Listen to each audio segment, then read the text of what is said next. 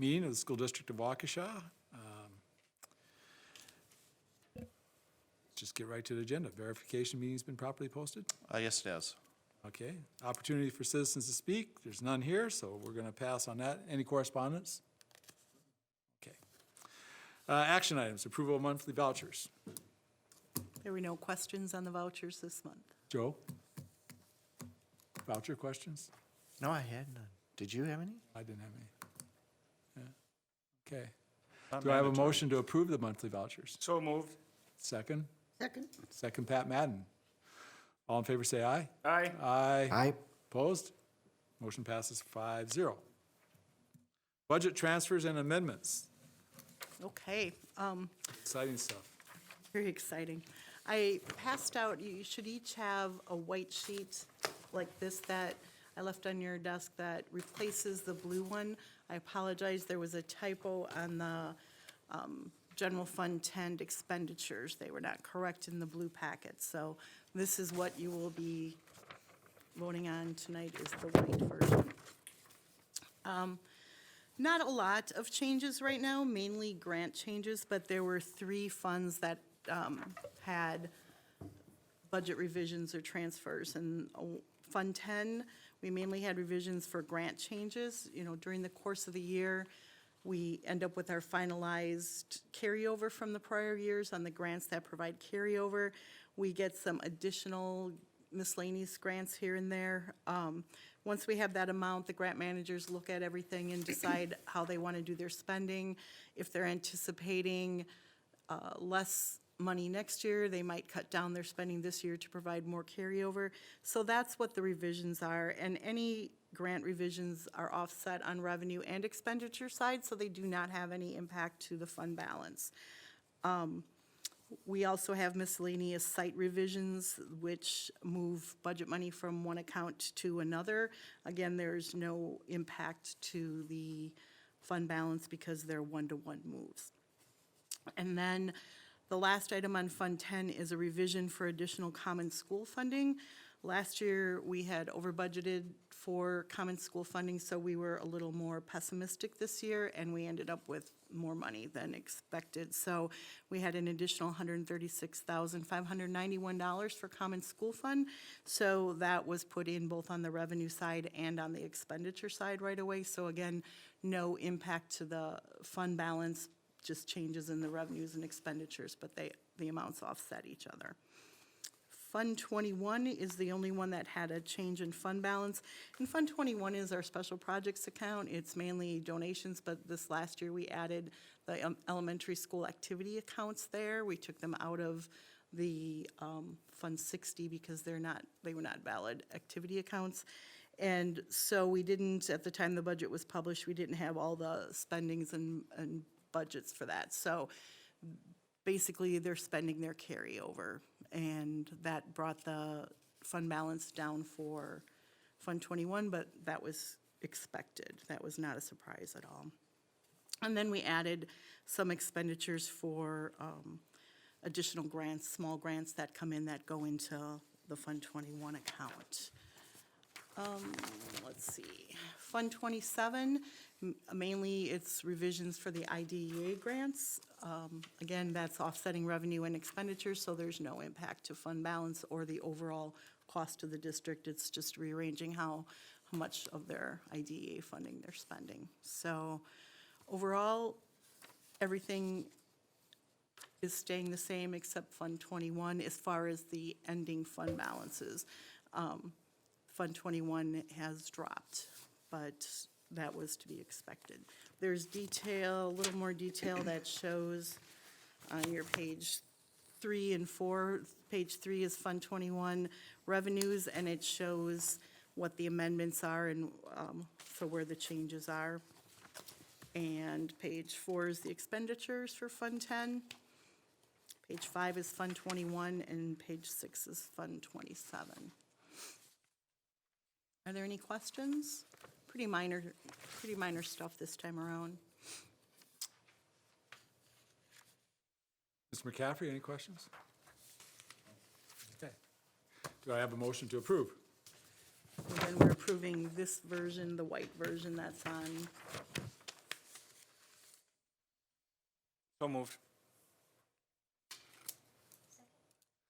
Motion by Mr. McCaffrey, second by Ms. Ranachek. Any further debate? All in favor, say aye. Aye. Aye. Opposed? None opposed? Motion passes 5-0. Student fees. Yeah, every spring, the Finance Committee and the board's asked to approve the upcoming school year's student fee schedule. So the same information that we try to provide you every year is included. We have a student fee history, which tracks the last time these fees were changed.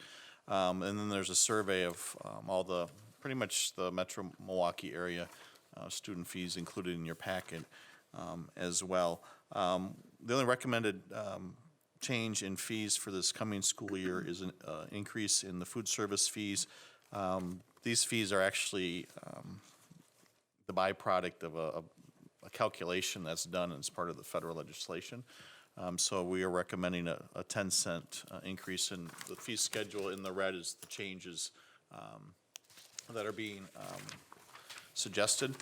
We have, for the last several years, gotten an exemption from those required increases, but we feel that this year we do need to include those increases in our fee structure for 2018-19.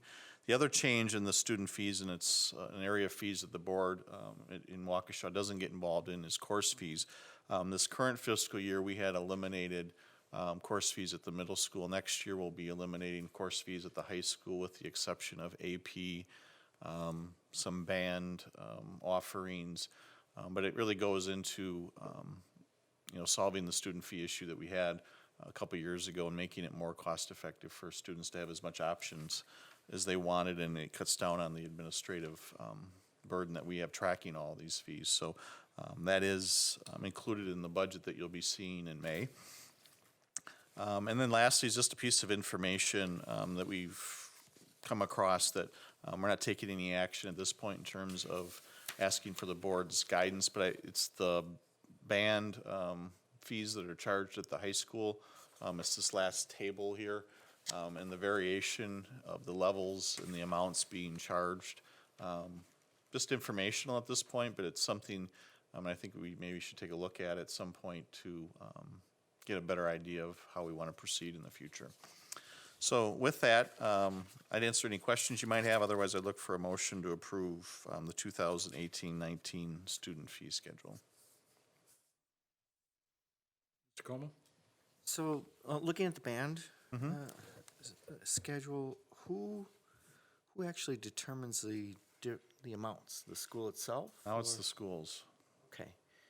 So, and then that's just, do you know if that stayed steady the last few years, or is it just a I snapshot didn't get of the where we're history, at I just got now, a or- snapshot of where we are now, but that's the type of follow-up information I think we need to gather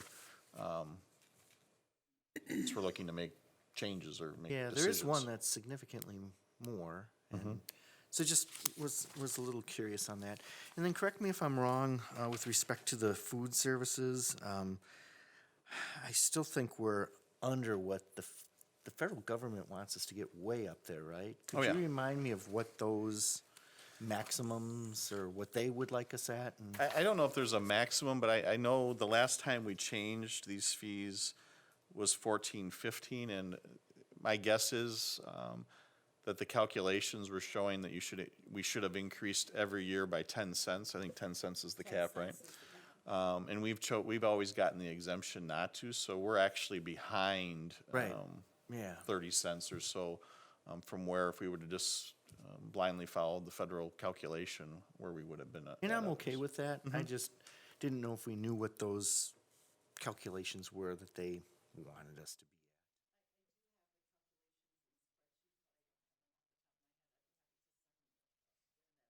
That would be good. Yeah. So I think we've done a pretty good job managing that as a district, balancing. Well, I think the mistake in the past was that it was the price of the food that was a barrier for people, and that wasn't true. It was the quality of the food that was a barrier. Facilities, so we spent a lot of money upgrading the facilities. classic example of trying to save your way until customers show up, and True. I'm glad we're raising it a little bit. I think we should have raised it some in the past, as a matter of fact. Mr. Ronchek? Thank you. I'm looking at parking fees for other schools, and I feel that we're right in there, although we do hear a lot about our parking fees being so expensive. Is there any way, or have we in the past made a chart of just different schools and parking? Because some of these are per semester, and some are per year, some are per day. It goes down to $2 per day, but have we ever compared how we are just with parking? I would say we're above average on what we charge for the parking fee. And I would agree with you, of all the fees we charge, this is the one I get the most feedback from. Not that I'm getting a lot of it, but that's an area of, generates questions, certainly. But I would say we're above average when it comes to the parking fee. I can do a more thorough analysis and bring that back, or send it out in a Friday update or something to give you, rather than trying to piece it all together here, because there are some semester-driven fees and some are full year. You know, we could make it apples to apples on a yearly basis too. And such as Arrowhead, it just says 174 parking. Is that per year? My guess is that's annual, but we can get clarification. And I did a very specific calculation coming up to 174.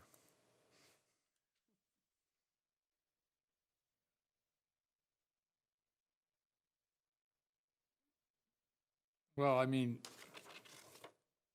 how often, I mean, it's a lot of work to go to all these schools and update this. Is this really up to date, or is it just based on, Yeah, Hamilton is the holder of the fee survey. They send it out, and we kind of we all share one thing. We often bid out the paper. That's our thing. Hamilton's the fees. So I think it's a pretty accurate representation. I know, like Shorewood, for example, they didn't respond, and Hamilton actually went out on their website and filled it in for them to try to get the most accurate data possible. This is an example of the legwork they put into it.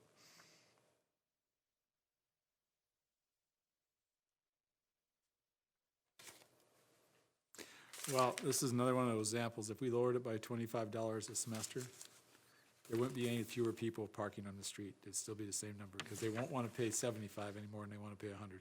I would agree with that. When people say, if you just lowered your fees, we wouldn't have these people parking on the street, that's not necessarily true. One thing in terms of lowering fees, though, it's hard to get what's average, but and I don't have the specific numbers, but the reduction of course fees at the middle school saves an average student about $30 per year, or a family. But at the high school, and it really gets hard then, because are they taking AP? Are they doing parking? Are they in a sport? But just kind of what an average student does, the savings annually was as high as $80 on average. So it's sizable for a family. You multiply that out by a certain number of kids. So we are lowering them there. Parking, I don't think $10 up or down shifts that. I would agree with you, Kurt, that number is what it is, and in terms of people purchasing it. And pavement doesn't come cheap. It gets more expensive every year. It's more expensive every year, yeah. So, Remember when we got rid of the family maximum on the athletic fees? 2 years, I think. Or had to be before, when I wasn't on the board. yeah, I don't know the history of that. We don't keep it. That one's. I remember talking about it. Yeah, I remember. and Yeah, I remember. Doing it. Yeah. Um, I was just wondering how long ago that was. time flies And time sometimes. flies so you fast, know? 2 years ago. And if Kurt, you don't remember it, Been then that way since it's I been at started least in 4, 2014. right? I think I probably would have argued against it at the time, and it must have passed. Sherry just mentioned she's been here for 5 years, and it was that way then, or 4 years. 4 years, and it's been that way since I started. Oh, okay. Time does fly. I thought we had a maximum on there, No, we right? did. Well, I know that we had gotten rid of it, but I thought that You guys must have had a debate on it and decided to get rid We of it. did, yeah. it was going to be revisited though. Was it a spirited debate, or? Or just because I wasn't here? You got a bunch of stuff done when you left. It was discussed at length, yes.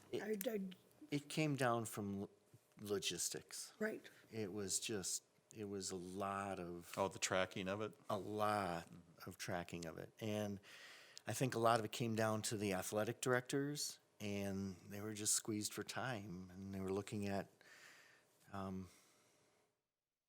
just eliminating it, and they brought it forward. It was actually the athletic directors that I think came to the meeting to have us even ask them questions on it, so. Yeah, that was more than 2 years ago. It had to be more than 2 years ago. But I believe it came down to more of a function of time and how much time it took to track and then do it accurately, because I think there were inaccuracies then. And then that caused issues with the families. Right. Well, yeah, definitely. But I think it should probably be revisited now that we have Infinite Campus and they don't have to track anything. All the thing. That's what we're doing. Something we should look at. We're higher than everybody else. Well, like, I would think it'd be up to the families to say, hey, the family maximum, I've hit it. It's not up to us to police it. It should be up to the people who are having to pay the bill. Well, Well, now we can police it with a push of the button. You know, we're higher, but it ultimately it's a factor of how many sports the student says, because my experience, and I know most of the districts around, it's a per sport fee, where this is $150 and you can do do as many as you want. as many as you want, so. It's like a yeah. buffet, yep. Yeah, it's it's not a buffet. $150 per. Right. It's $150 for the year, and you can go out for 3. If you're into a summer sport, I guess you could even do 4 sports. Option, so it's hard to say. Tell me what the average student does in terms of number of sports, and then I can tell you what's the most costly. And I thought at the time, he said the break came in really, if you had more children, this wasn't as good. Right. So, and I thought I hate to use FTEs for students, but I thought it was like 2.5. I don't remember what the max was, but I thought it was 375 in the past, so I thought it was like 2.5 students. Did we raise it when we got rid of the cap? Did we raise it when we moved it to a per athlete? Always be per athlete. It was less. My it guess was is, more since than- it's a ticket to do as many as they probably I think they raised it. raised yeah. it slightly, but I'm What I guessing, remember, I it don't was a know. while ago. do Ronchek, Thank you. he's speaking out of turn. Go ahead. I remember part of the conversation, and it was geared towards, it was almost like a penalty for a child that did want to go out for multiple sports. And we like those athletes that are, we want a family to say, oh, great, it's the next season. Well, let me go out for track because I want to have endurance for the next, and it was like, well, no, it's another $150 or whatever the total was. And I remember families saying, we want our kids to go out for sports. We want them to have this physical activity. And if the cost is a barrier, if it's just one flat fee, maybe they'll go out for more. So I remember being on the board and a part of that discussion then. And so it has to be in the last 7 years. When I wasn't here, even you kicked me off the board. Go ahead, Joe. we still have another couple months before the policy says we have to have this determined by when? I believe it's June. And maybe we should just kick it back into administration's hands and look at some of that. Well, I can understand with what Ms. Ronchek said, why it was a good thing to do. Wouldn't want to go back to per sport. Because I think normally most kids that are in football or in track, most coaches want their kids to be in track if they're, Train, right? yeah, usually you want kids to be in track if they're going to be in sports that require. And we want to encourage all the kids that we can to go out for sports without feeling like, they can't afford it. And, But no one's complaining about this. well, because kids won't complain, if they don't have money. The kids that don't have money aren't going to complain. They're just going to not go out. No, they get it, all they have to do is go to the athletic director and they can get in sports without paying the fee. So that's their choice. Really? Yes. Really? So you're saying the onus is on them? Yes, that is what I'm saying. You don't believe me, but that's the truth. Send somebody in and test it out. No. Just trying to make your last F&F meeting exciting is all. Okay. Well, they're all exciting. With you as chairman, Mr. O'Brien, they're all exciting. Okay. Anything else on fees? Do I have a motion for approving student fees? I will so move that we approve them per the schedule. Second on Ms. Madden's Second. motion. It's her last night, we could let her both Yeah. motion and second, give her the full monopoly right. Motion by Mrs. Madden, second by Mr. McCaffrey. Any further discussion on the matter? Madden, would you like to add any? No, I'm very satisfied. Thank you. All in favor, say aye. Aye. Hi. Motion passes 5-0. And we have from that, Ms. Madden's last motion passed on a unanimous vote at the F&F meeting. We should make a plaque for that. It's about taking money from children. Okay, information items. Monthly budget update. Okay, in March, our main source of local revenues were our taxes, so we are sitting at collecting about 75% of our taxes, which is in line with prior years. Our interdistrict sources on the report are looking a little bit behind, but we had, due to spring break, we did not have all of our cash receipts entered, and we have payments from each semester tuition that need to be logged yet, so will be caught up hopefully by next month. Intermediate sources, that's mainly our Carl Perkins grant, and our first claim has been made, but we're still waiting payment on that one.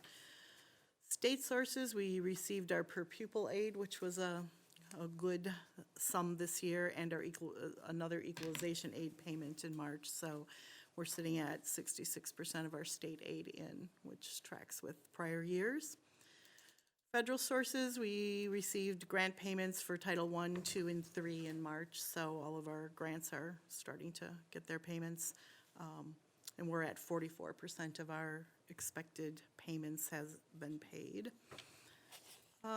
In other revenues, we have kind of a hefty amount, and that is E-rate rebates. And that's a technology rebate that we get I believe it's for the phone systems, and it's something that Steve's been working on for a couple of years, so this isn't this year we get $400,000 back from E-rate. This is over the course of several years, Steve has been putting this together, and we did receive the big payment in March with a few trickle payments in April that will show up next month. But overall, we're sitting at 67% of our revenues collected, which is pretty typical for this time of year. For expenditures, again, salaries and benefits are always our biggest expenditures, and they're right in line with where they should be at this time of year, at about 66% of benefit spending and 64% of salary. Purchase services, our largest purchase services included utilities, and we made our payment for the SRO program, the Student Resource Officer payment, so that was one of the larger payments on there this month. Non-capital objects, there really weren't any major capital expenditures in March. We're at 61% of the budget spent. Excuse me, that was non-cap. For capital objects, we've spent 49%, which looks a little bit low, but we have some bills coming that will take care of that. Debt service, we did pay our principal and interest payment in March, but that comes out of Fund 38, so does not appear on this report, but the payment was made. Insurance payments, that was one of our bigger payments, totaling $199,000 in March. Transfers, the transfer of $210,000 that's showing is a transfer to Fund 38, and that's for the energy efficiency savings that we have to apply from Fund 10. It's an operating transfer that every year we have to apply toward the principal and interest the principal payment. Overall, we're at 54% of our spending, which is right in line with last year's, about 54% also. Questions on Fund 10 before I go to Fund 27? Fund 27, it's pretty much runs the same every month. Our big payment is our special education aid at $909,000. We received that in March, plus flow-through and Medicaid payments totaling $1.8 million. Most of that was flow-through, not Medicaid. We've received 23% of our revenue compared to 21%. Expenses, salaries and benefits, right in line with the prior years at about 61% for salaries and 62% for benefits. Purchase services, that's tuition payments to private schools. There's our biggest amount in there, and we're at 60% spending on that. And non-capital objects, minimal was spent in March, but that's all grant spending, so that's always closely monitored. And overall, Fund 27 is at 61%, 62%, which aligns with last year. Nothing out of line this month to report. Mr. Como? Yeah, Sherry, it's been a while and I just don't recall, but can you remind us of the general parameters of how the IDEA revenues are set by the federal government? What's that formula essentially to give us that revenue nugget, if you wish? I would have to look more into detail. I can't speak off the top of my head what the exact formula is. I believe it has a lot to do with the number of special education students that you have and the services that are provided, but I would need to look into that further because I just don't know that off the top of my head. It's been a while since we've talked on that, and Okay. maybe that could be for a future meeting to kind of talk Really, through that a little bit. I'll make a note. Quick question. It looks like, when I look at the budget, back to Fund 10, sorry, but it's also, I think, in 27. The health insurance and the HSA. HSA is over budget year-to-date by 7%. But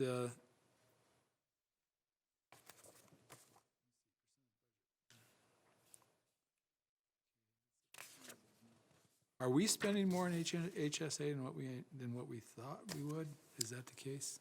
Well, the HSA payments come twice a year, and they've all been made, so we're done with the spending of the HSA, with the exception of any new employees that might come on, but I wouldn't expect that too much.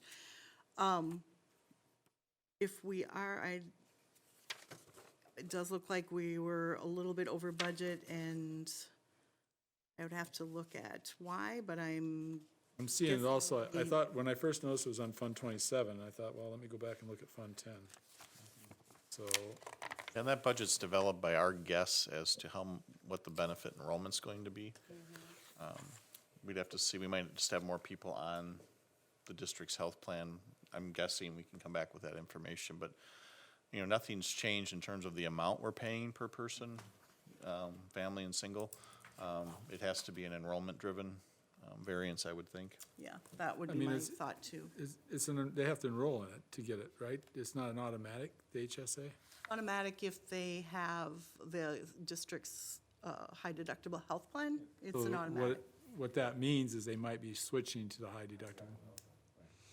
And we also have it also is the other variable is single versus family, so there might be more people that got married during the year, hired more married teachers versus single teachers. So those are the variables, is mainly enrollment, and then if they're single or married, that make that. But that is a final expense, like I said, unless someone gets married between now and the end of the year, or we get change in enrollment. The payments have all been made.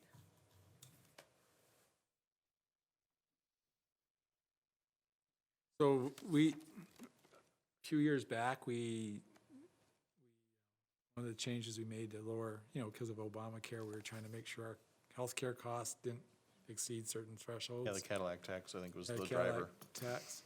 One of the things we did was try to eliminate the, what we call the retiree subsidy, where they were. Oh, the implicit rate subsidy? The implicit rate subsidy, and really haven't heard much about how that's worked and what that's done for us since we've done that.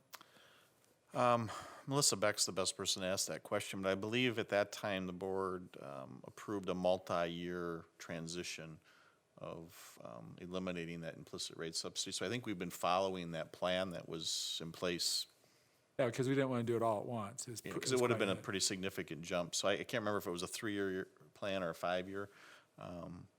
But that's a question for Melissa. I know we're proceeding along that path, but the details of the original arrangement, besides it being a multi-year solution, I can't really speak to it off the top of my head. Yeah, because what was happening is that you'd get, staff.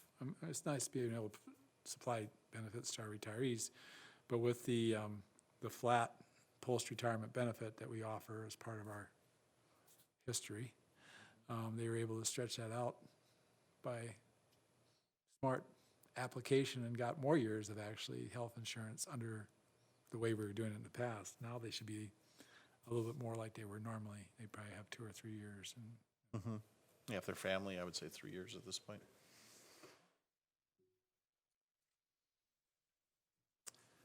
okay.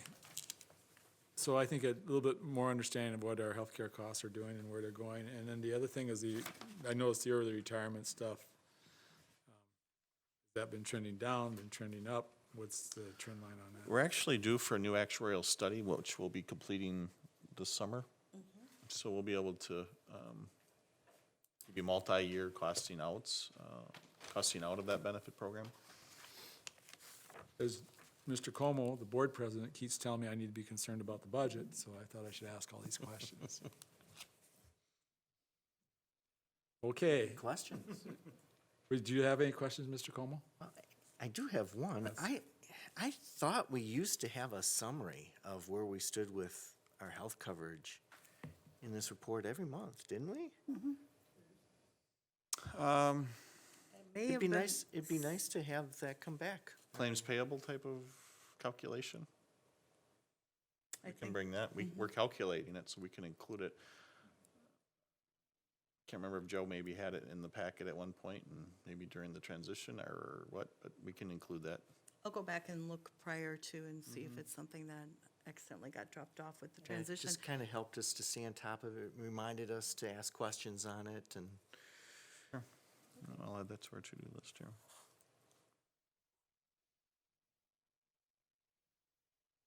Okay, any other questions for the monthly budget update?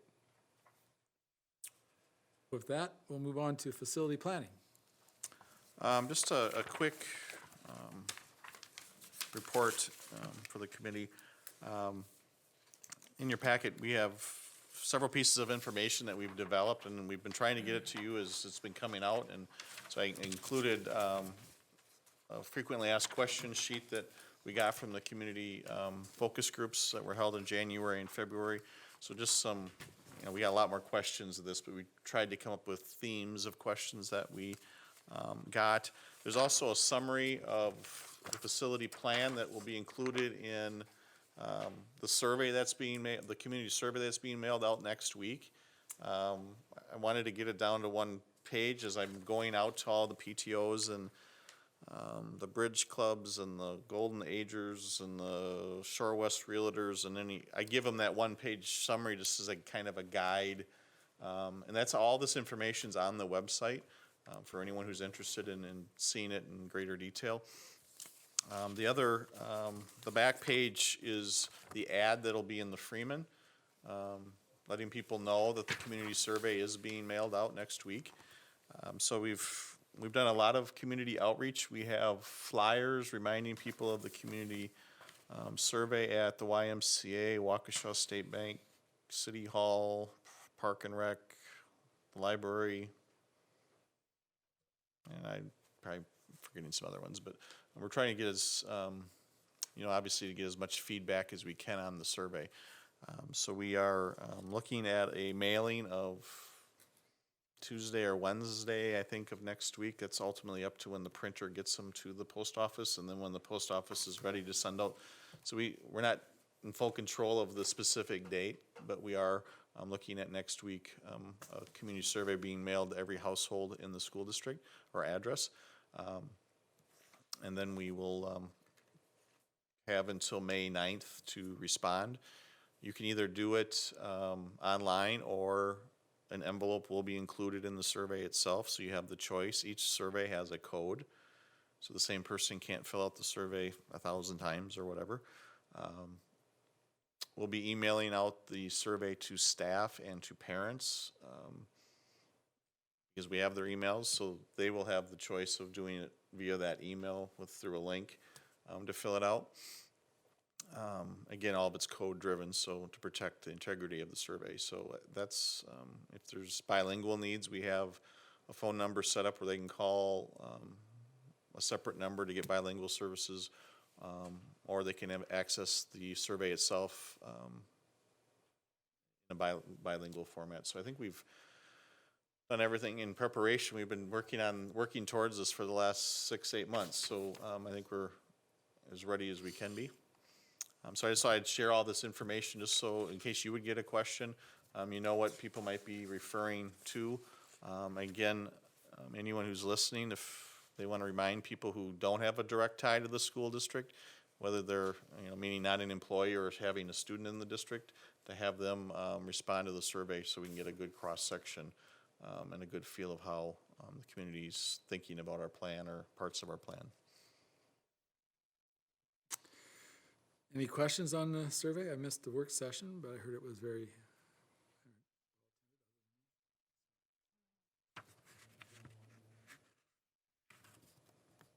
Mr. Como? Do you know what the total address count is, Darren, roughly?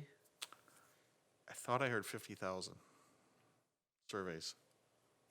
No, I think that the total count of people served is roughly 95,000 in our, In a house. yeah. So that sounds about right.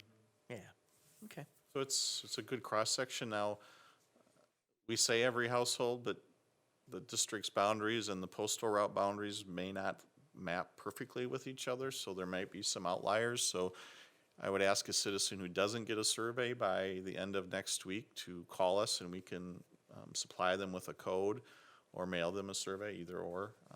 Again, we like to think we're hitting them all, but as soon as I say those words, someone way in the corner somewhere might not get a survey. The same is true for someone who might live outside of the school district. They might get a survey, again, because of the route. We think we have it pretty narrowed down, but it's not a perfect process. Yeah, it's one of our goals is to be inclusive in this process, just like our focus groups we sent out to all addresses. Yeah. And then households that have, again, we're only doing one mailing to each household. If you have more than one voting age adult or adult age child, 18 or older, you can call us and we will provide them another code so both people have a voice.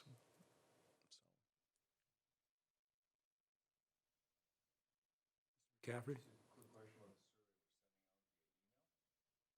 We're mailing one to every house. We're emailing to every staff member and to every parent that has supplied us with an email.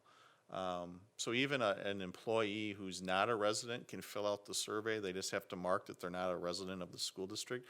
We still want to gather their data, but to get into the analysis of what our school community is thinking, we would obviously segregate them from the people who have voting rights in the district. So. I would also like to see, when we go over the survey, some analytics on the emailing. Oh. I would like to see the open rate,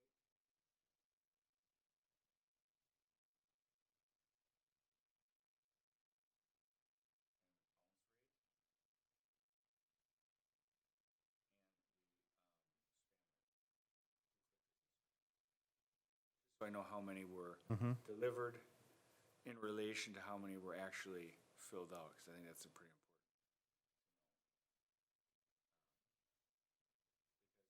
important. Oh, and, yeah, open rate's usually about 25%.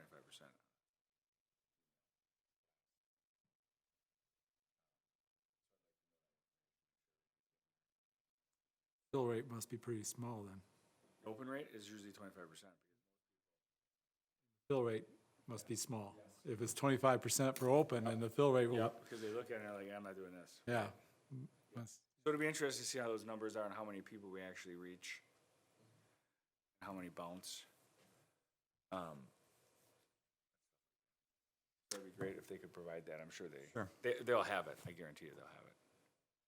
And I'm hoping these phrases mean somebody to somebody, Yes. mean something to somebody. Well, yeah, it'll be so. But yeah, We just have to ask Facebook what's going on. well, yeah, that's true. And then, Give it to you. the last piece of this process is we've scheduled a board workshop. I want to say it's May 22nd, where the results will be shared. The results also will end up on the district website, so any citizen can come and peruse the results. Again, trying to make it as open as process as possible. Okay, sounds like we're off and running. No discussion items tonight. Do we have a reason to adjourn to executive Just a session? very short one. Okay, do I have a motion from anyone for executive session? Mr. Como? I move to adjourn to executive session pursuant Wisconsin statute 19.85, parent I, parent E, for deliberating or negotiating the purchasing of public properties, the investing of public funds, or conducting other specified public business whenever competitive or bargaining reasons require a closed session. There's a motion on the floor from Mr. Como. Do I have a second? Second? Mr. McCaffrey has a second. This is a roll call vote. Mr. McCaffrey? Aye. Mr. Como? Aye. Mr. O'Brien? Aye. Ms. Madden? Aye. Ms. Reinacek? Aye. Motion passes 5-0. We'll go into executive session.